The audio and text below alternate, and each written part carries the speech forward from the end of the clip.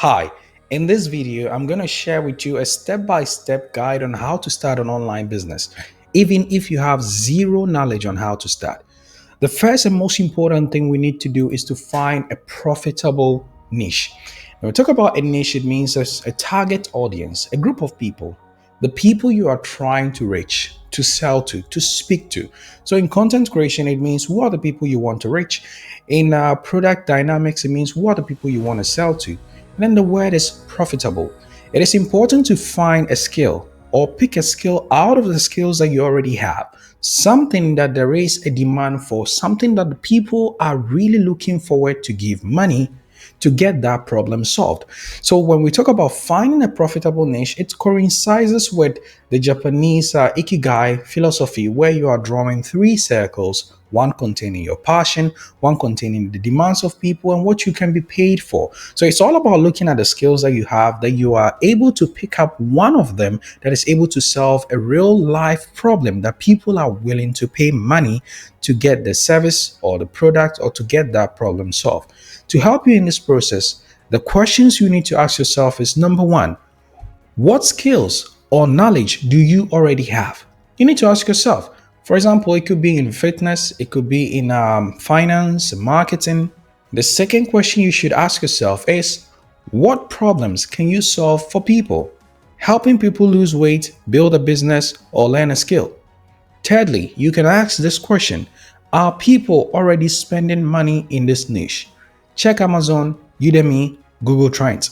By analyzing these three questions, looking at the skills that you have, the problems that you can solve, and searching through already existing platforms to know if people are really demanding this is the first step in finding your profitable niche. An example is, if you're looking forward to create an online course, you can simply go to a course creation site like Udemy or Skillshare, and you're going to search the title of the course that you are about to create on. If you find that there are a lot of courses on it and other people have joined, and you look at the price points and you realize that people are making demand for it, there you go. It means you've literally found yourself a profitable niche. It is important that the product, the service, or the problem you think that you want to solve to people has a large amount of people having this problem and are willing to pay to get those problems solved or to get those products. Step two, validate your business idea. Many people start businesses that nobody wants. Let me explain. It is like starting a business because you had a particular problem, and this problem is not the problem of other people. Many people are going into certain sectors or even starting Instagram accounts or starting businesses that are not really relevant. So, for us to solve this problem, let's go through these few steps that you can do to actually make sure your business is validated. The first thing is, do your market research. You can join Facebook groups, Reddit, and forums to see what people are struggling with. Two, use Google Trends. Check if interest in your niche is growing. The last one, look at competitors. If there are competitors, that is a good sign there is a demand. So if you're trying to sell a course, like I said in the past time, you are simply going to go to these platforms to search if people are already buying this product. If you want to start something, a niche, you want to start a social media account, what you can do is to find the people that you are already consuming their content, people you find inspiration from. Look at what they are doing and analyze it and ask yourself, what are they selling? Sometimes on social media, you see some people have accounts, but you don't even know what they are selling. But if you're to look through and take your time to analyze them, you realize that the product they are selling are actually things that you might even want to buy for yourself. So by analyzing these people, you're giving yourself an edge to understand the type of product, the way you should position yourself. And in the future, when you create your own products or services, what are the things you're going to be selling? Competitors are a great example for us in a business, in everything that you do, because they help you to analyze and to see exactly that the fact that there are many people in the market needing this problem to be solved. The existence of competitors in a market does not mean that the market is saturated, but it simply means that this is a market that you can also have a pie out of. So when you do your analysis and you check the trends and then you realize that there are many competitors in the market, it is a great sign that you are moving towards a profitable niche. Step three, choose a business model. It is important to pick a business model that aligns with your beliefs, your strengths, and your competitive advantage that you have, and you stick with it for about 3 to 6 months at least to a year, or sometimes even more than 2 years. Here are some business models that you can select based on your strength. The first one, freelancing, selling your skills online. This is best for writers, designers, and marketers. Second one, e-commerce. This is for selling physical or digital product. This is best for product creators. So if you're in the line of creating product or developing new product, then this will be great for you. The third one is affiliate marketing, promoting products for commission. It is best for content creators. So for people who just want to create content and they are likable and they are liked by many people and trusted by their followers, this is a great route for you. The fourth one is online courses or coaching.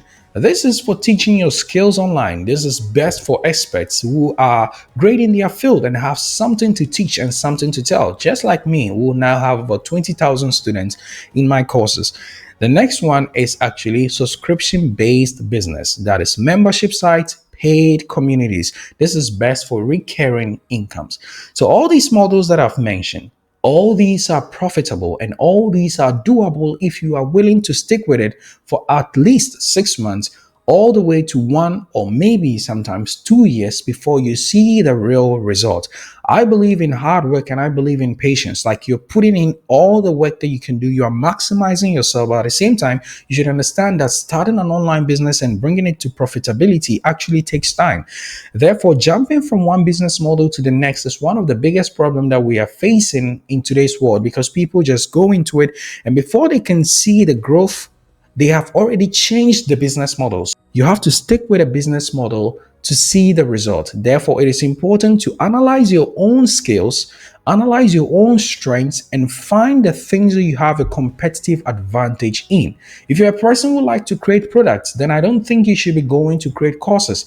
You should focus on creating products and find some people who can help you with the marketing, develop a great website on Shopify, and start to sell them. So it is important that you choose a model and you stick with it for a long enough time to see great results. Step 4, build an online presence.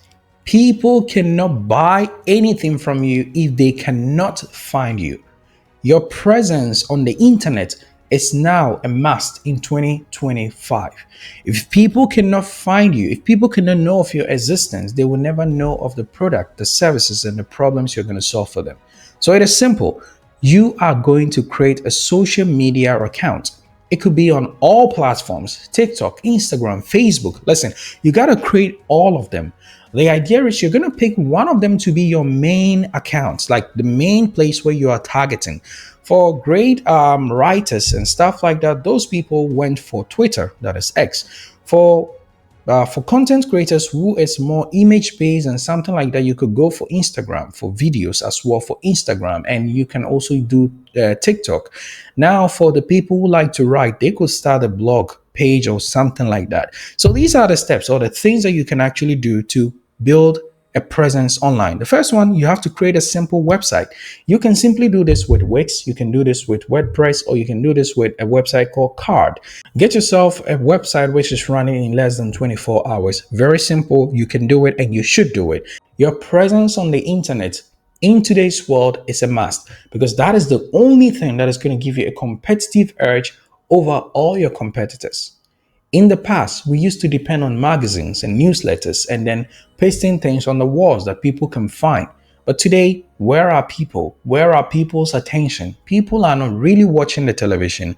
They are watching Netflix. People are not really watching anything on the road when they are traveling. They are watching their phones. So you got to meet the people where they are. That is why you need to take yourself to where the people are.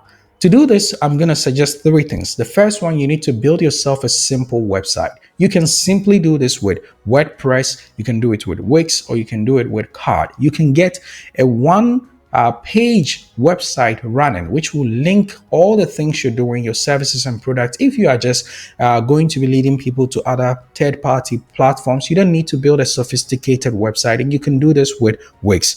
You can get a website running in less than 12 hours. The second one, you're going to start social media accounts. You're going to build your Twitter account, you're going to build your Instagram account, you're going to create a Facebook, LinkedIn. You have to create all these accounts and you're just going to be focusing on one of them in particular. That becomes your main page, and then you're going to dribble down all your content into many places. Over the years, I've developed different social media content creation strategies. In the past, I used to focus more on Instagram, then I create longer types of videos for YouTube. And the videos I created for Instagram, I can simply also post them on Twitter, and then I can post them on TikTok and stuff like that. But recently, I'm working on something where I'm creating the blog post first, and I'm going to be using the blog post, which is what I'm doing right now, the blog post that I've written, and I'm going to convert it into a long form video, which is for YouTube. And once I'm able to make the YouTube video, I'm going to be cutting these into short chunks that I can also post on TikTok and also on Instagram.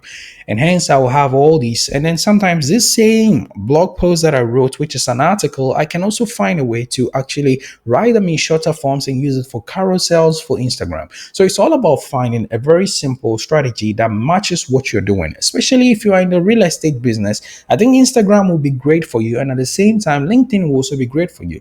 LinkedIn in such a way that you're able to meet high profile people and also network and collaborate with people.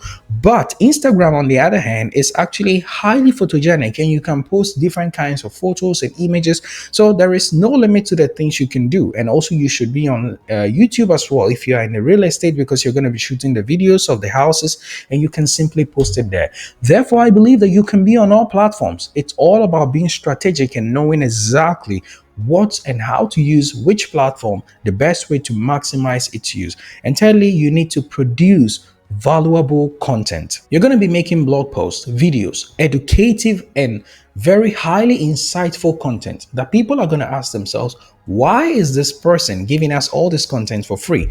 The moment you start to create valuable content for people, that is the moment you gain the trust of people. People will only buy from people they trust. People buy things based on their emotions and they justify it as to why they bought it. The reason why most of us are actually buying Apple products and stuff like that is not just the quality of it, but it is also how it makes us feel, and then the idea of what it's bringing, and that we are being part of the new innovative journey and the new generative innovative era. That's the most important thing. So we buy it and we're able to justify the price, because it's not just about the gadget or the product, but it's about how it makes us feel. And it's also the same thing for you creating content that will make people feel that really this guy is a highly generous and a kind person. I've learned something from them. So if you're in the real estate business and you start to share informations about maybe the current market and then the interest rates and some of the best states or places to actually go and invest your money in, somebody finds this valuable information that you've saved him time and money. Maybe they didn't know about this, but now they know it because of you. Don't you think next time when they are in need of buying a house, they will like to contact you?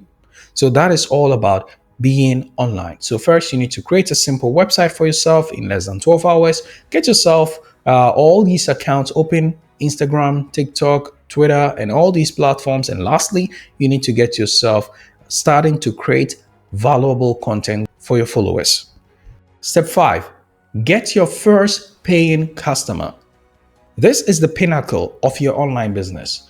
All we've done to this time is for us to create the right product, be in front of the prospects or the right customer, and then finally to sell. Because the sales is actually the final stage of whatever thing you're trying to do. The rest will come later in terms of how you're going to make them feel and then gaining the loyalty. But how do we get our fair sales? Many businesses are stuck because they are waiting for customers to come knocking at their door. But you need to do more than that, because for customers to finally find you, there is a lot of work that needs to be done. This is the greatest part, because many people have great startups, great ideas, great products, but they are not selling, and because they are not being proactive. Here are some solutions for you to do. The first one is actually cold approach. You go in there, email the people, write to them, call them, knock on doors.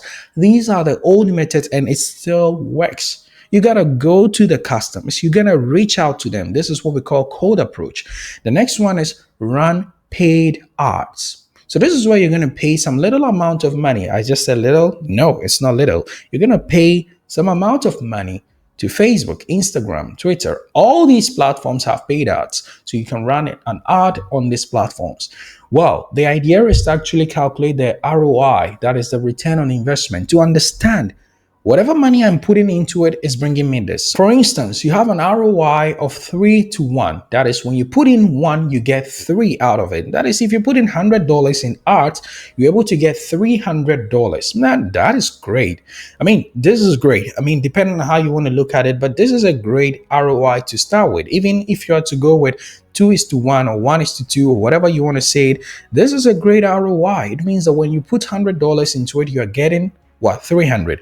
Now take away the 100, it means you're getting 200 out of it. So now it's all about the numbers game in terms of how much do you want to reach, what is your target, and how much money are you willing to put into paid ads. It could be on Facebook, YouTube, or on Twitter. Now, depending on the best platform for maximum result, you can decide which platform you want to start to run your ads on. And finally, offer free value and gifts to people. This is an old marketing strategy that has worked over the years and continues to work. The only way somebody is going to buy a physical product, that is maybe, let's say, food, is when they have known the taste of how it feels like before they are convinced. People need a little bit of a peak idea of what you're doing, what you're selling, and what you can do for them. Sometimes it's the little sacrifices that we do that's going to lead to the great result that we're going to have.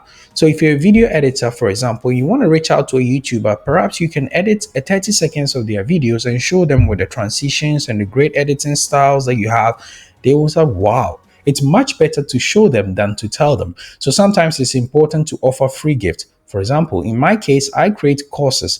And some of my courses are actually free on Udemy. And you can go there and check all these courses about business, about economics, about entrepreneurship and stuff like that. And people go in there, they look at the video, they're like, what? And this is for free? I now know his teaching style. I know what I'm going to be expecting. Now he's selling one particular course, which is the Creator MBA, a complete guide to online business. Now, people are like, wow, I trust this guy. I can enroll in the course because I know what to expect in this course. So that is the idea, that you have to offer valuable free content or gift to people to convince them or to help them to make their decision making much simpler and easier. Step 6, which is the final step, is to automate your business. You cannot manually run a business as it starts to grow.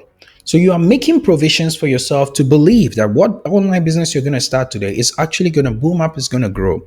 Right now, I have over 200,000 followers on my Gamal Hoja brand, and I have about 20,000 students. Can you imagine how is one person going to manage all this? But this is possible with automations. Here are some solutions on how to automate your business. The first one is you need to start using AI automation tools. And here are some examples like chatbots, email marketing, and scheduling tools. So for somebody who is like a coach, you can use Calendly, which will simply help you and your customers rather than going to and fro and asking them, when are you free? Okay, it's 5 p.m. okay on Tuesday? No. You just have to send them the calendar. They look at it and they pick a day, and they can be able to know, oh, okay, this is it. He's available this time, and they can simply schedule themselves on your calendar. That simple.